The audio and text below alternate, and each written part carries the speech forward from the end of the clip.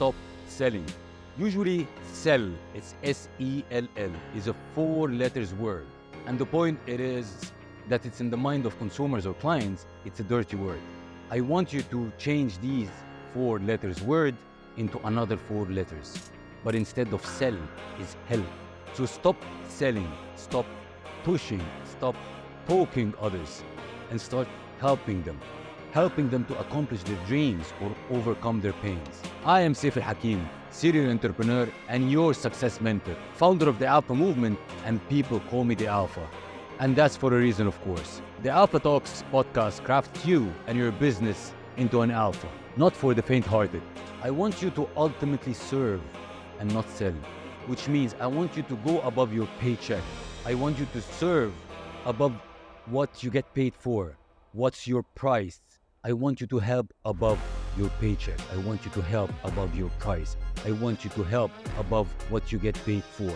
And this ultimately will get your customers to buy, and it will make them buy again and again and refer you to their friends and family. So ultimately, serve and not sell.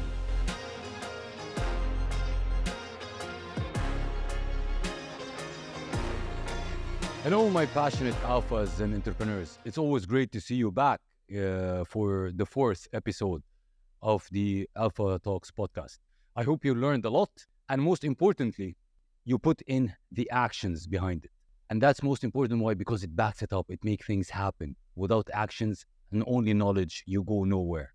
Today, I will give you the 5 rules of selling. I want to boil down, let's say, a sales workshop. And let's say if I'm giving a sales workshop, even for one day, it will boil down to these 5 sales rules. And that's what I'm going to talk about in today's episode. So let's say, what is the number one thing? And let's start by asking you a question. What do you think is the first rule of sales? What's the first rule of selling? Think about it. The first rule of selling is stop selling. Again, the first rule of selling is stop selling. Usually sell, it's S-E-L-L, is a 4 letters word. And the point it is that it's in the mind of consumers or clients, it's a dirty word. I want you to change these 4 letters word into another 4 letters. But instead of sell is help. So stop selling, stop pushing, stop poking others, and start helping them to accomplish their dreams or overcome their pains. And you to do that, it's not by pushing, it's by consulting, it's by helping. So I want you to turn sell into help. And I'll tell you, when I first learned this, and specifically the first time I learned this lesson, when I started in real estate, I met with one of my mentors, and this guy was really amazing and incredibly successful. And one time I was extremely frustrated with my results because I was working like hell each and every day, calling customers, prospecting all day long. But I couldn't figure out why I'm not getting the results. So we sat down with each other at lunch, and I threw him the file on the table. And I was asking him, I don't know what's going on. So can you help me? Why I'm not getting the results that I want? So he said, like, show me the file. So I gave him the file, and he looked at it, and it was written at the top of the list or the file. It was written hit list. And he looked at me and he said, like, now I know why. Now I know your problem. And I said, maybe there's no enough customers in the list, or maybe they're not good quality. They're not the right type. He said, no. Look at the list. Would you like your name to go under a list that's called hit list? So if you would like your name to appear on a list, or even if you found that your name is in a list that's titled hit list, how would you feel about that? How do you think what other people feels that their name is being in a list called the hit list or your hit list? They might not even see it, correct? But because you named it a hit list, your attitude and the way you communicate and the way you feel about them, it will make them feel that their name is under a list called hit list. And by doing that, you will repel them rather than attracting them to you. So he said the first thing that you need to do is, and he pulled the pen out of his suit jacket, and he crossed over this title, and he wrote back, families I'm going to help next. And he told me, so now I want you to go and call these same people again. But before you call them, I want you to read the heading. Because when you read the heading, families that I'm going to help next, you will start thinking of their current circumstances and ways that you can help them actually. And he said this will change everything for you. And indeed, he was right. He was absolutely right. Because I totally got different responses, an absolutely positive one. Because in my mind, they were no longer a target for me. In my mind, I just wanted to help them.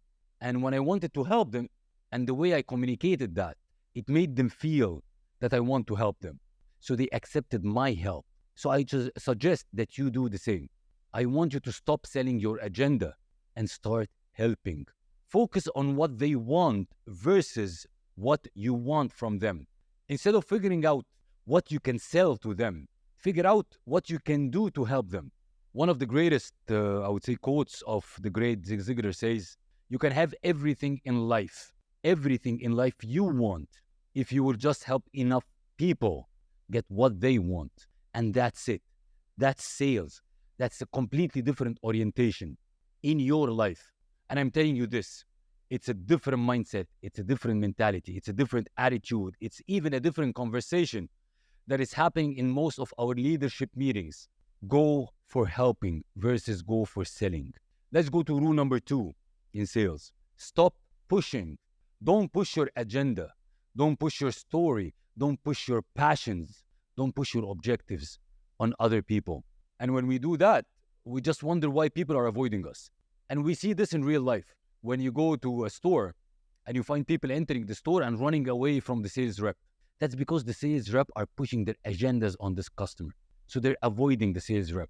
Instead, I want you to pull out their agenda.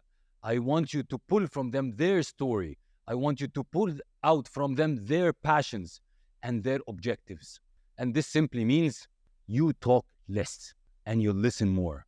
You make fewer statements and you ask more questions. Usually people say that sales is a pitching process, but it's not.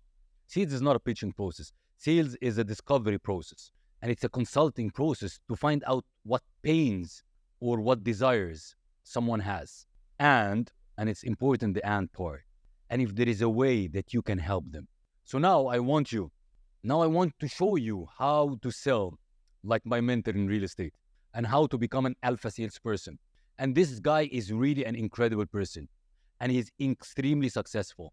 And let's say for over the past 20 years, he sold over $3.7 billion worth of real estate. And that was exactly on one street. And on top of that, he oversold every realtor and agency that sells on this street combined. Over $3.7 billion over 20 years on a single street. So I was asking him, how did you do this? What was your magic? What was your secret sauce? What's going on with you? How do you sell that fast and that big? And he starts saying when he started working, he was working in an office. He had 4 colleagues or 4 agents at the same time. Each of these agents, each of them were selling 1 unit on 1 apartment every 30 days. And actually, it can be understandable in real estate because it's a big transaction. And he was selling 1 unit or 1 apartment every day.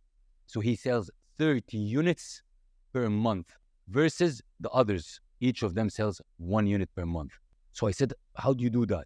He said, I can say that the only reason that I was extremely successful, and I am extremely successful, that I'm selling something different. And I said, excuse me, you're not selling anything different. You're selling the same apartment, the same everything as everybody else. He said, no, I'm actually selling something extremely different. And that's the reason that I'm selling 1 unit per day and they're selling 1 unit per month. So I said, tell me, what do you mean? He said, let me tell you, for instance, today, a developer called me and told me, what did you sell today? So I answered, I sold a $4.2 million parking space, a $6 million closet, and an $8 million spa and gym membership pass. And they all came with what? With a free apartment. And the developer said, what do you mean you sold the $4.2 million parking space? He said, the guy that bought the unit, I found out that he had vintage cars and he had really bad history or bad experience in the previous building. So when I found out this, I spent almost an hour talking about the safety, the security, the cleanness of this parking space. And he said that The guy couldn't write the check fast enough. He wrote the check extremely fast. So that was my mentor secret. That was my mentor magic. That was my mentor secret sauce. That he finds out what is the most important thing for that person, and he focuses his energy, his time, his effort on it. But actually, in real estate, how you see people or what you see other realtors doing is simply they're showing you the kitchen, they're showing you the bedroom, they're showing you the view to every single person they meet. And they wonder why nobody's buying. Because they missed the thing. They didn't find what really matters for that person, and they focused the time, the energy, the effort on it. And the interesting thing that my mentor said was that within the 20 years of selling in real estate, he never sold the same apartment the same way to different clients. So the same apartment, he sells it different ways to different clients, because every client wants something different in this particular apartment. So he finds this and he focuses on it. So that's the magic. And that's the secret that I'm passing it to you right now. So let's say, or let me give you the tips, or let me show you how to be an alpha salesperson, just exactly like my mentor, in just 5 simple steps. You have to see everyone as unique. Let me repeat it. You have to see everyone as unique, which means what? What you assume people are interested in is mostly incorrect. And I want you to start with this assumption, that what you assume that is important for people, it's mostly incorrect. And this will force you to ask questions rather than making statements. So when you have to see people, or when you see people are unique, you will be forced to ask questions to find out what worries them, what are their pains, what are their desires, what are their objectives. And when you find this, you help them solve it, or you help them get it. So that's step number 1. You have to see everyone as unique. Step number 2, you have to ask questions. Again, sales is not about making statements. It's about asking questions. And I want you to treat the sales process as if you're a lawyer. And lawyers are prohibited in the court to make statements when there is a witness standing out. They have to ask a question after a question after a question, and they try to get the witness to reveal the truth, to reveal the motives. And actually, a lot of times, you don't get the answer, or the truth is not revealed after the first question. You have to ask the question multiple times and in multiple ways until finally the truth is revealed. And when this happens, you simply attach this truth or what you found out to what you offer. And that's the solution. So here is what I suggest to you. I don't want you to work on your sales pitch, because if you work on your sales pitch, then you're selling. And what I asked you to do is to stop selling and you start helping. So instead of you working on your sales pitch, I want you to work on your list of questions. I want you to work on your top discovery questions. And always remember that sales is not a pitching process. Sales is about questioning, is about consulting. And in put it in a simpler form, it's about discovery. So go and work on your discovery questions. And when you go into a sales meeting, I want you to evaluate yourself, even by a timer, by looking at your watch. I want you to see the time that you are talking versus the time that your client is talking or your customer is talking. The objective is to reduce your talking time and increase their talking time. And I promise you, your sales will skyrocket. Step number 3, watch and listen. Meaning a lot of times, people don't actually say what they really want. Sometimes you have to watch them and sense what's not being said and hear actually what's not being said. I consider myself as an easy buyer, especially for apartments and units. When I go for a viewing, I just run to the view. I want to see the view. So if you are a realtor, you can easily watch me and see without letting me even talk. You will know my buttons. You'll say that this guy prefers the view. And you talk about the view to me. So notice and see things that are usually not being said. Let's go to step number 4. You have to restrain yourself. And that is one of the biggest mistakes salespeople make. That they keep talking and talking and talking and talking and talking and talking. And the thing is, when you keep talking and talking, you're buying your offer back. You're buying your sale back to you. Because when you talk and talk and talk, since you found the desire, since you found the thing that's most important to them, and you matched it to your offer or your product, and you asked them to buy, and you just kept talking and talking and talking, it signals an insecurity. And the client or the prospect can sense this insecurity. Why? If your offer is really great or your product is really great, you're so much pushy for it. So you buy it back. So what I want you to do is, once you discover what is important to them and you match it to your offer or to your product and you ask them to buy, then the next thing you do is what? Is shut up. Shut up. Because the more you talk, the more you signal insecurity. So again, you find the desire, you match it with the solution you have, and you ask them to buy, and then shut up. Don't buy it back. Step number 5, I want you to ultimately serve and not sell, which means I want you to go above your paycheck. I want you to serve above what you get paid for. What's your price? I want you to help above your paycheck. I want you to help above your price. I want you to help above what you get paid for. And this ultimately will get your customers to buy, and it will make them buy again and again and refer you to their friends and family. So ultimately, serve and not sell. These are actually the 5 steps that can turn you into an alpha salesperson. And by covering the 5 steps, here we reach the end of this episode. So stay bold, stay driven, and stay alpha.